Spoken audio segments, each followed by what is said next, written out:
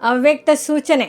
ಸಂಕಲ್ಪ ಶಕ್ತಿಯನ್ನು ಜಮಾ ಮಾಡಿ ಶ್ರೇಷ್ಠ ಸೇವೆಗೆ ನಿಮಿತ್ತರಾಗಿ. ನಿಮ್ಮ ಯಾವ ಸೂಕ್ಷ್ಮ ಶಕ್ತಿಗಳು ಮಂತ್ರಿ ಹಾಗೂ ಮಹಾಮಂತ್ರಿ ಇದ್ದಾರೆ, ಅಂದರೆ ಮನಸ್ಸು ಹಾಗೂ ಬುದ್ಧಿ, ಅದನ್ನು ತಮ್ಮ ಆರ್ಡರ್ ಪ್ರಮಾಣ ನಡೆಸಿ. ಒಂದು ವೇಳೆ ಈಗಿನಿಂದ ರಾಜ್ಯ ದರ್ಬಾರು ಸರಿಯಾಗಿದ್ದರೆ ಧರ್ಮರಾಜನ ದರ್ಬಾರಿನಲ್ಲಿ ಹೋಗುವುದಿಲ್ಲ, ಧರ್ಮರಾಜನ ಸಹ ಸ್ವಾಗತ ಮಾಡುವನು.